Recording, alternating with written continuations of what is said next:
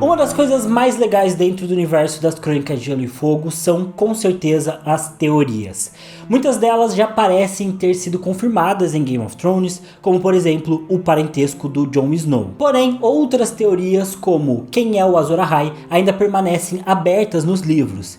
E uma das minhas teorias favoritas e que a gente ainda não tem a resposta é sobre a grande conspiração dos Maestres. E como vocês pediram muito aqui no canal, é sobre isso que a gente vai falar hoje. Eu sou o TH Magaldi e vem comigo. Olá amigos, sejam bem-vindos ao Cala a Boca Thiago. E a verdade sobre a conspiração dos Maestres é que os Maestres querem acabar com os dragões. E sabem como vocês podem proteger os dragões e resistirem a esse ataque dos Maestres? Deixando o like no vídeo e se inscrevendo no canal. Cada like no vídeo é um dragão a mais salvo dos anti-magia. Então, por favor, deixem um like e se inscrevam. Os dragões agradecem. E antes de eu começar, eu preciso dizer que essa é uma das teorias mais populares das crônicas e uma das mais abordadas. Então eu acho que quase todo mundo que trabalha com as crônicas há algum tempo já fez vídeo sobre isso ou já falou sobre isso. Por exemplo, eu lembro muito claramente do vídeo da Carol Moreira e da Mikan sobre esse assunto, né? Acho que até um vídeo em duas partes. Eu acho que a última vez que eu vi faz mais ou menos uns 2 anos é muito, faz mais ou menos um ano que eu vi. E também eu já assisti o vídeo do Outfit X, que também fala sobre esse assunto. E tem outros canais aí que tem esse conteúdo. Porém, para fazer esse vídeo aqui, eu usei como referência 2 artigos do pessoal do Gelo e Fogo, que é um portal sobre as crônicas, que eu não sei se a galera ainda tá trabalhando nesse portal, acho que ele tá parado há algum tempo, mas eles têm tanto a wiki de Gelo e Fogo, quanto o portal Gelo e Fogo, foram eles que traduziram os capítulos liberados dos Ventos do Inverno, então é um pessoal bem legal que trabalha com as crônicas, e eu vou deixar o link dos artigos deles, que eles trazem, especialmente as falas dos personagens, que eu vou ler aqui pra vocês hoje, e a versão deles da teoria, eu vou deixar pra vocês verem tudo na descrição do vídeo, então dando os créditos aí pro pessoal lá do portal de Gelo e Fogo. Bom, mas dando os créditos, agora a gente pode ir para a teoria em si. Então vamos lá.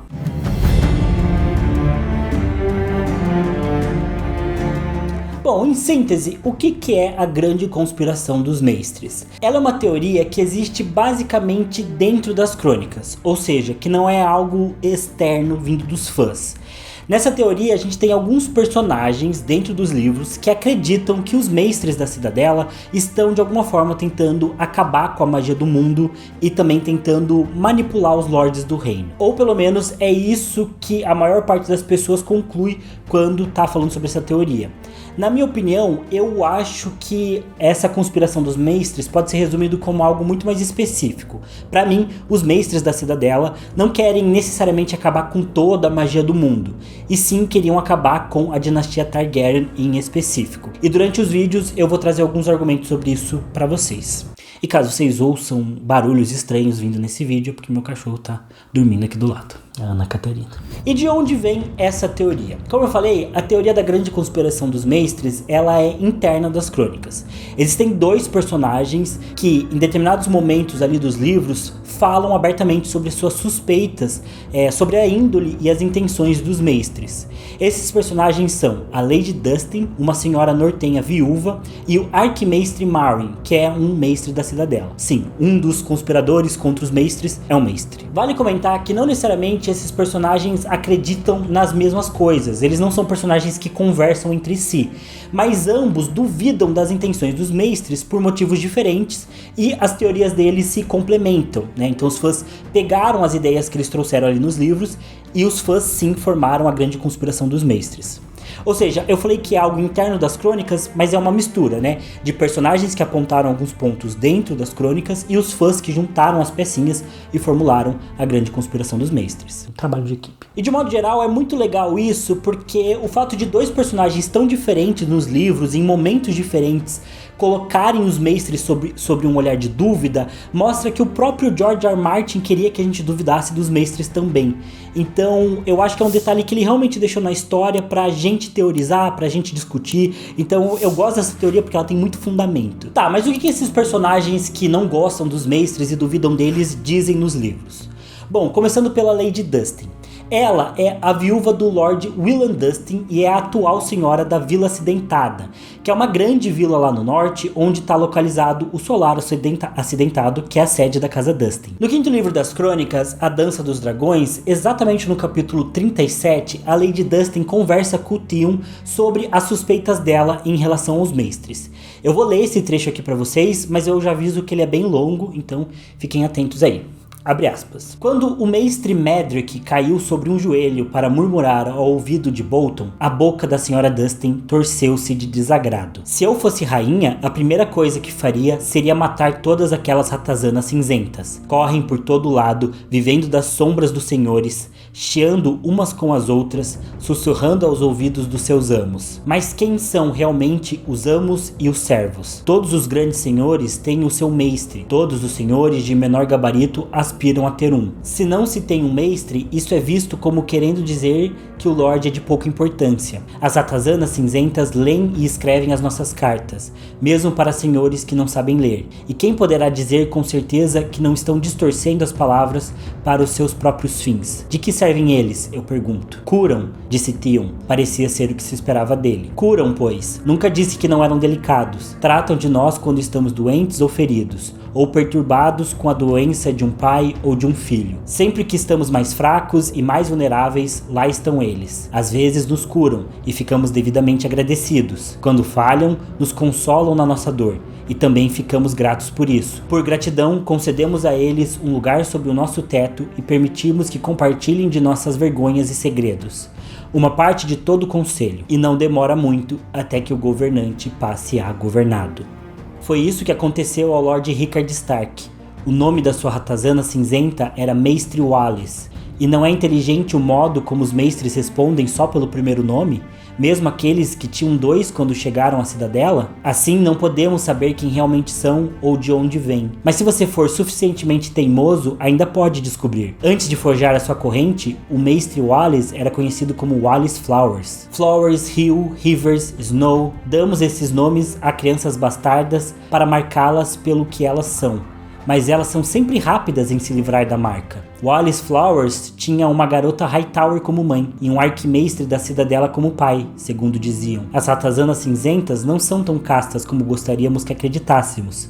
Os mestres de Vila Velha são os piores de todos. Depois de Wallace forjar a corrente, o seu pai secreto e os amigos dele não perderam tempo a despachá-lo para o Winterfell, para encher os ouvidos do Lord Rickard com palavras envenenadas, doces como mel. O casamento Tully foi ideia dele, não tenha dúvida. Ele... fecha aspas. Bom, nesse momento, a Lady Dustin é interrompida pelo Roose Bolton e ela para de falar. Mas ela acaba continuando essa história alguns capítulos depois, ainda conversando com o Theon. Acontece no capítulo 41, que eu vou continuar lendo pra vocês. Abre aspas. Mas no dia em que soube que Brandon ia se casar com Catelyn Tully, não foi nada doce aquela dor. Ele nunca quis, eu lhe garanto.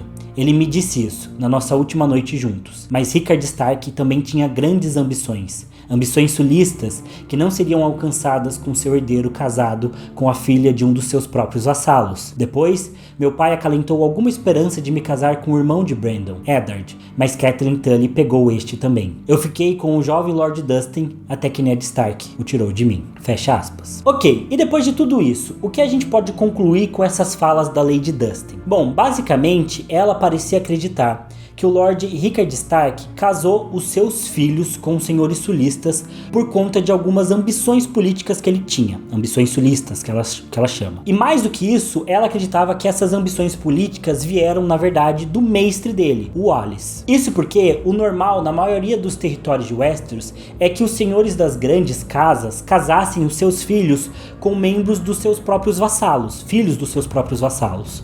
Por quê? Porque isso é uma forma de manter o poder. Afinal, para manter o poder no norte, os Starks precisam que os seus vassalos obedeçam a eles e estejam sempre alinhados com os seus interesses. Os Starks precisam recolher impostos, recolher provisões, recolher alimentos, chamar homens para ir à guerra quando eles precisam e assim por diante. Para não, Catarina, de lamber.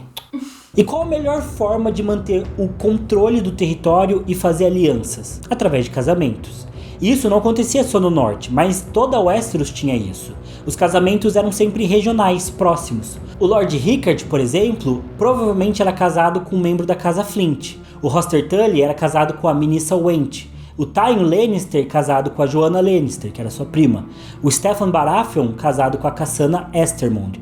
O Mace Tyrell era casado com a Alicent Hightower e o Balon Greyjoy era casado com a Alanis Harlow, todos casamentos regionais. Porém, uma coisa interessante acontece. Apesar desses lords manterem a tradição e terem sido casados eles próprios com vassalos ou pessoas próximas, a maior parte deles parecia ter intenção de casar os seus próprios filhos com membros de outras grandes casas, ou seja, de outros territórios. O Rickard Stark, por exemplo, queria casar o Brandon com uma Tully. O próprio Lord Huster Tully buscou casar suas filhas com o Stark e com o Lannister, o que acabou dando errado porque o Tywin Lannister recusou o casamento do Jaime com a Lysa.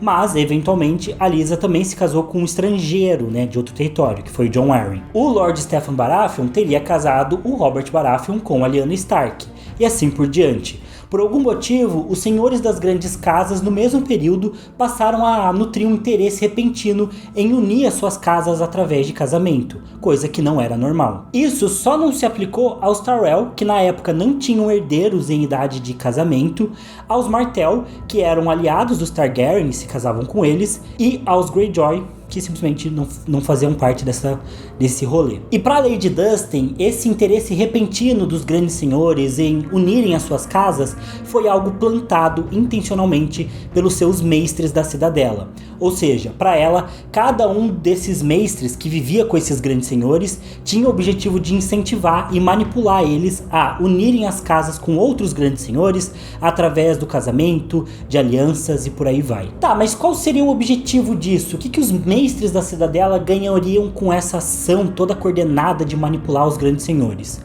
Bom, provavelmente o objetivo deles foi o que de fato acabou acontecendo em Westeros, acabar com a dinastia Targaryen. Provavelmente essa ideia de unir os grandes senhores era de formar uma resistência e eventualmente uma rebelião contra os Targaryen e derrubar a casa deles, o que de fato aconteceu e deu certo. Tá, mas e por que os mestres iam nutrir esse ódio pelos Targaryen e iam querer derrubar eles? O que eles ganhavam com isso? E por que eles foram fazer isso, assim, do nada, depois de 300 anos quase de dominação da casa Targaryen? Bom, e é aqui que entram as ideias e as teorias do Arquimestre Marwyn que completam aí as ideias da Lady Dustin. O Arquimestre Marwyn é um cara que é citado logo no primeiro livro das Crônicas de Gelo e Fogo, de forma bem inusitada.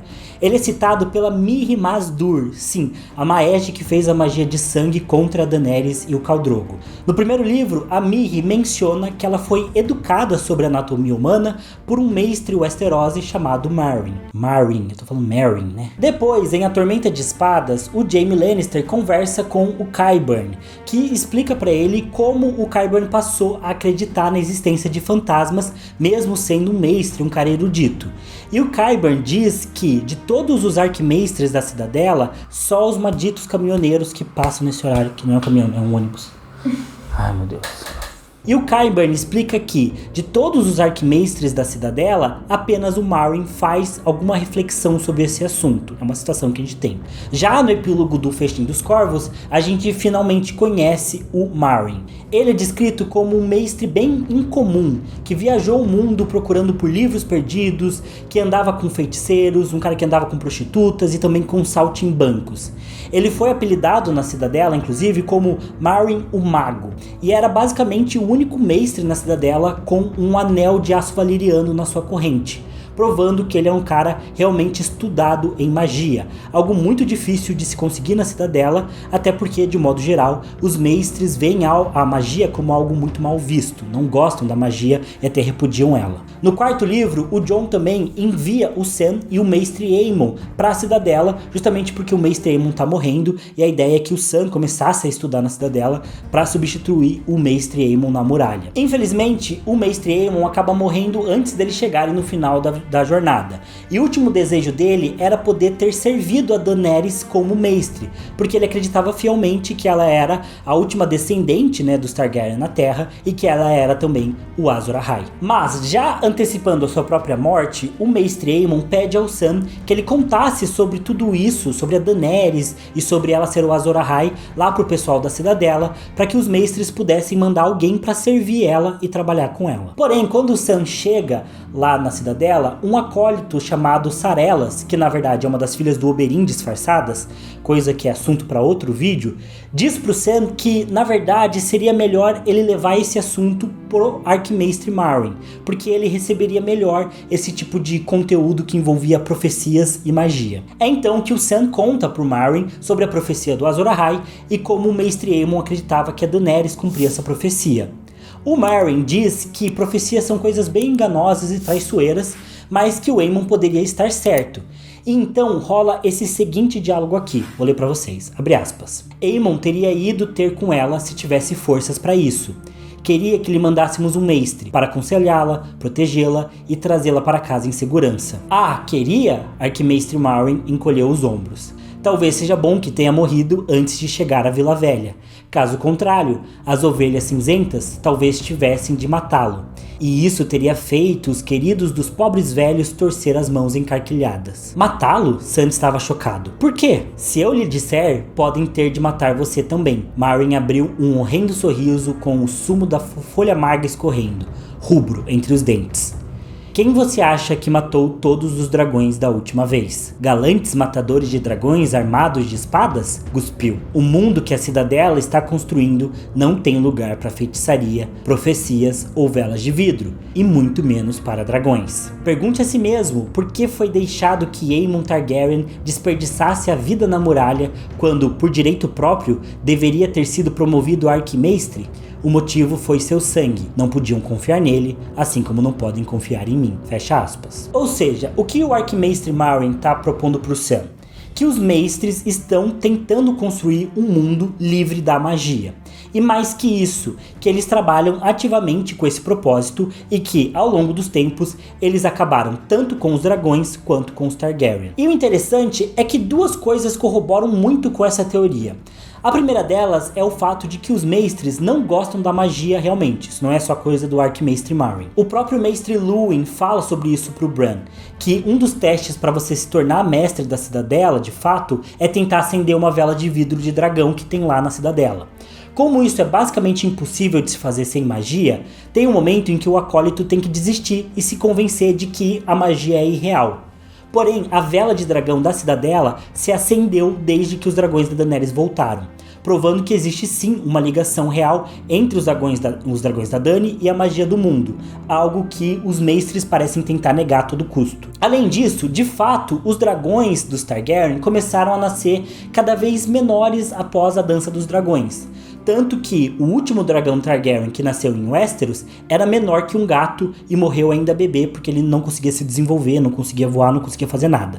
Os fãs foram ligando os pontinhos e a maioria de nós acredita que, vendo tudo isso que o mestre Marwyn disse, eles acreditam que os mestres possam ter envenenado os dragões propositalmente. Além disso, no final da Dança dos Dragões, houve também um ataque popular ao Fosso dos Dragões lá em Porto Real, que acabou aniquilando diversos dos dragões que estavam presos lá, que estavam estacionados lá basicamente. E o povo foi liderado por uma figura misteriosa chamada de O Pastor, que até hoje ninguém sabe quem foi essa figura. Ou seja, os fãs especulam também que esse pastor e esse movimento popular enfurecido que atacou o Fosso dos Dragões e matou todo mundo pode ter sido também um movimento manipulado e arquitetado pelos mestres. E se a gente juntar as ideias da Lady Dustin, que afirma que os mestres manipulam os grandes senhores para se unirem numa possível aliança anti-Targaryen, junto com as ideias do Arquimestre Marwyn, que diz que os mestres estão tentando ativamente eliminar toda a magia do mundo, a gente pode formular o que rola na grande conspiração dos mestres em Westeros. No caso, seria uma conspiração para acabar especialmente com a dinastia Targaryen. E por que eu acho que é especificamente uma aliança dos mestres para acabar com os Targaryen e não simplesmente com a magia do mundo todo? Bom, eu penso isso porque no mundo de Gelo e Fogo, especialmente em Essos, todo lugar é cheio de magia. A gente tem a Chai das Sombras, a gente tem Quarth, a gente tem, enfim, vários lugares em que a magia ainda é muito presente, que os feiticeiros são muito presentes e que isso é algo quase normal, né? Especialmente os sacerdotes vermelhos do R'hllor que estão se espalhando por Essos, todos eles praticando as suas magias, as suas visões. Por lá, tudo isso ainda é muito normal. Agora, em Westeros, especialmente após a chegada dos primeiros homens e dos Ândalos, a magia foi ficando bem menos recorrente. Os Videntes Verdes foram desaparecendo, desaparecendo, os gigantes foram desaparecendo, os filhos da floresta foram desaparecendo. E pra mim, acabou que depois da conquista do Aegon, o último grande link, né, o último grande vínculo de magia em Westeros era os Targaryen. Por isso, pra mim, o objetivo dos mestres era acabar com os Targaryen, porque eles eram um símbolo dessa magia valeriana que ainda existia no mundo, especialmente quando eles tinham os dragões, mas também depois pelo sangue deles. Os mestres consideravam essa magia errada ou maligna, como o Arquimestre Marwyn fala, né? O mundo que eles querem criar não tem espaço para esse tipo de ideia, para esse tipo de lógica mágica. E talvez por isso eles tenham consistentemente envenenado os dragões para que eles morressem, especialmente após eles terem visto tudo que rolou na Dança dos Dragões, quando a guerra civil entre os Targaryen deixou o mundo estilhaçado. Então eles precisaram olhar e falar assim, meu Deus, a gente não pode mais permitir que esses caras montem dragões, porque eles causam muito terror aqui, vamos envenenar todos eles, vamos matar todos eles. E após os dragões morrerem, pode ser que os mestres tenham continuado tentando ativamente acabar com os Targaryen, agora de forma diferente. Afinal, durante a história de Westeros, vários Targaryen sempre tomaram ações bem desmedidas e algumas delas bem controversas, como o Aegon IV, que legitimou todos os seus bastardos, e isso levou à rebelião Blackfyre. Talvez um mestre tenha manipulado ele para fazer isso, tenha incentivado ele a tomar essas ações. Ou o próprio Aegon V, o Egg, que acreditava que poderia trazer os dragões de volta num ritual com um fogo vivo e acabou se matando e toda a sua família lá em Solar Estival. Talvez um mestre tenha manipulado ele para isso e incentivado ele a acreditar nessas ideias de ressuscitar os dragões num ritual com fogo vivo, algo que deu muito errado. Ou mesmo a gente tem o rei Aerys, que era paranoico e acreditava que havia conspirações por todos os lados. E a gente sabe que o grande mestre Pycelle, que era um mestre em Porto Real naquela época, não era flor que se cheirasse. Ou seja, ele pode ter manipulado muito o Aerys a tomar diversas decisões erradas, como mandar prender e matar o Lord Rickard Stark e o Brandon Stark. E se a gente para pra pensar, até mesmo o desejo obsessivo que o Rhaegar Targaryen tinha por profecias pode ter sido incentivado por mestres. E por aí vai. E do outro lado, como mostra a Lady Dustin, com os mestres podiam estar também tentando manipular os grandes senhores para fortalecer as casas em alianças que não dependiam mais dos Targaryen, mostrando que, de um lado, os Targaryen estavam tomando decisões cada vez mais irracionais e mais loucas por culpa dos mestres, e do outro lado, os mestres também estavam fortalecendo as outras casas em alianças para poder lutar contra esses Targaryen, ou seja, um plano quase perfeito. Tanto que, no final de tudo, o reino culminou na rebelião do Robert e no fim da dinastia dos dragões. E vamos lembrar que os mestres realmente têm poder para fazer isso, porque diversos senhores do reino nem mesmo sabem ler. Os mestres que leem para eles, que escrevem as cartas, que cuidam de todas as comunicações, que dão conselhos, que curam, como a Lady Dustin fala, eles estão por todos os lugares e eles podem realmente manipular tudo, porque além de eles terem toda essa autonomia, eles têm muita confiança, os senhores confiam muito neles. Então isso pode ter dado muito errado. E para vocês verem como os mestres gozam de toda a confiança dos senhores, quando o Ned Stark não tá afim de ir para Porto Real, quem ajuda a convencer ele, junto com a Catelyn, é o Mestre Luwin, que dá argumentos ali, quando eles estão num momento bem íntimo até, né, para convencer o Ned a ir para Porto Real e ajudar o Robert. Ao mesmo tempo, quando todos os Starks estão indo pro sul, pra guerra, né, pra Guerra dos Cinco Reis, a Catelyn Stark e o Robb Stark deixam o Mestre Luwin para ficar cuidando do Bran, ajudando o Bran, que é uma criança ali do que, de 10 anos no final do primeiro e do segundo livro, e o Mestre Luwin que basicamente fica encarregado de criar o Bran como senhor e como adulto. E vale lembrar que a Cidadela, que é sede do Lar dos Mestres, fica nas terras dos Hightower, e eles são a principal casa a manter a Cidadela. E qual casa brigou feio com os Targaryen durante a Dança dos Dragões e saiu completamente derrotada? A casa Hightower. Com certeza, os Hightower foram a casa mais prejudicada após a Dança dos Dragões, a que mais perdeu influência. E se eles começaram a apoiar e financiar os mestres nessa conspiração após a derrota? Faria sentido que os Hightower odiassem os Targaryen e quisessem ver o seu fim, especialmente após a Dança dos Dragões, que foi inclusive também quando os dragões começaram a morrer, após a dança. E bom, até aqui essa teoria faz muito sentido, e como eu disse, eu gosto muito dela porque ela tem muito embasamento e dá pra ir longe pirando nela. Porém, vale mencionar que também existem outros pontos que a gente precisa considerar e que são fatores contra a teoria.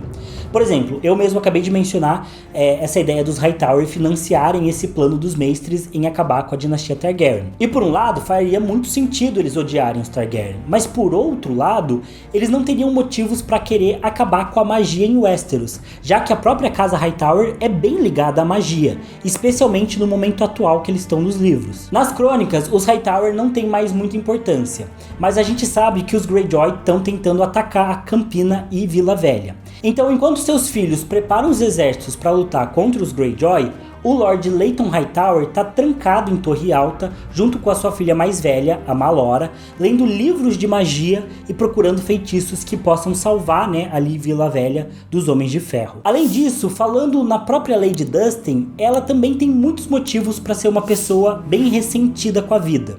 Ela afirma nos livros que ela simplesmente odeia os Starks, e fala isso sem receios. Especialmente porque ela era completamente apaixonada pelo Brandon Stark, e quando eles eram novos, ela disse até mesmo que ele tirou a virgindade dela, ou seja, eles tiveram realmente um romance. Ela esperava se casar com ele, mas por conta dessas ambições sulistas, o Lord Rickard acabou casando o Brandon com a Catelyn Tully, e depois, quando o Brandon morreu, foi o Ned que casou com a Catelyn, assumindo o posto do irmão. E pra coitada da Lady Barbary, sobrou apenas o Lord Willan Dustin, com quem ela de fato acabou casando. Mas nos livros ela diz que eles não estavam nem há meio ano casados quando o Lord Willan partiu junto do Ned Stark para lutar na rebelião do Robert, e ele foi um dos que morreu junto do Ned pela Lyanna lá na Torre da Alegria. Ou seja, o Ned não conseguiu nem trazer o corpo do marido da Lady Dustin para ela poder enterrar. Ou seja, ela tem vários motivos para ser bem ressentida com os Stark. Isso pode ter criado essa teoria na cabeça dela de conspiração, já que ela não conseguia lidar com toda essa revolta, então ela direcionou o ódio dela pro Lord Rickard, especialmente, e também pro mestre dele, porque provavelmente ela já não gosta de mestre de um modo geral.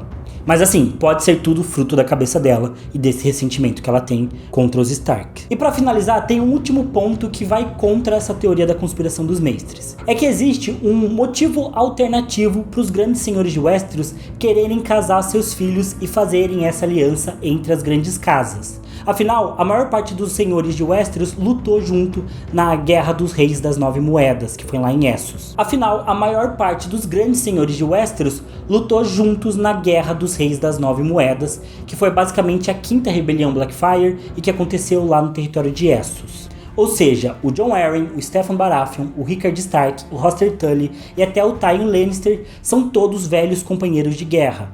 E tudo indica que a maior parte deles continuou próximo após o conflito. Então, essa ideia deles terem feito alianças entre si e quererem casar os seus filhos entre eles, para manterem realmente essa amizade, formarem essa grande família de Westeros, pode não ser algo de uma ambição sulista do Lord Rickard motivada por um mestre, e sim motivada por ele próprio, já que ele tinha ficado amigo durante a guerra dos Baratheon, dos Tully e dos Arryn, por exemplo. Então ele queria formalizar essa amizade através de casamentos, e porque, logicamente, isso seria bom para as grandes casas. E com o rei Aerys sendo cada vez mais louco, pode ter sido ainda mais evidente para as grandes casas de Westeros que eles precisavam de alguma forma se unir contra os Targaryen. Talvez eles não quisessem realmente uma rebelião desde o começo, mas eles percebiam que eles precisavam ter forças para se opor ao rei, e que a melhor forma de fazer isso era se unindo, e não precisavam de nenhum mestre para dizer isso para eles. E também vale a gente mencionar aqui que o arquimestre Marwyn, bom, ele pode ser um grande maluco também. Afinal, as pessoas que falam dele nas crônicas são a Mirri Maz Duur e o Qyburn, dois feiticeiros que não são lá muita gente boa. Então, será que a gente tem motivos, referências para realmente acreditar no Marwyn, o mago? Sinceramente, eu gosto bastante da teoria da grande conspiração dos mestres. Mesmo que essa teoria não seja verdade, para mim é a teoria mais legal das crônicas, e para mim o George R. R. Martin nunca vai esclarecer se ela é verdade ou não, mas a gente sempre vai ter indícios para suspeitar. Agora, de uma coisa eu tenho certeza: os mestres não são imparciais. Assim como a Patrulha da Noite não consegue ser imparcial, e nem os membros da Guarda Real conseguem ser imparciais. Essa coisa de esquecer quem você era antes, deixar tudo para trás, servir o reino como único propósito, tudo isso aí é papinho. Nos livros a gente tem figuras como o Jon, o Sir Barristan Selmy, o Jaime Lannister. Todos eles, em algum momento dos livros, falham com seus votos. e não acredito que com os mestres seja diferente. Eles são seres humanos antes de tudo e eles iriam falhar e serem parciais também. Mas enfim, pessoal, eu quis trazer aqui pra vocês o máximo possível de informações aí, de uma forma coerente, numa linha racional aí, sobre a grande conspiração dos mestres. Digam nos comentários se vocês acreditam nelas, se tem algum detalhe, argumento contra ou a favor que eu deixei passar aqui no vídeo. Complementem aí que eu vou estar sempre lendo tudo, respondendo também. Vocês têm participado muito dos vídeos com comentários, eu tô sempre lendo tudo. Teve um cara no vídeo do Nerdsark que fez um comentário de 1100 palavras, acho que foi o maior comentário do canal até hoje. Eu li tudo do comentário dele, acabei ainda não respondendo, mas pretendo responder porque, né, uma baita dedicação aí ao canal. Enfim, então tô sempre lendo o que vocês comentam, tô sempre vendo tudo e agradeço pelo apoio de vocês. Então é isso, deixe seu like, se inscreva no canal se vocês não forem inscritos. Eu vejo vocês no próximo vídeo. Valeu, falou e até mais.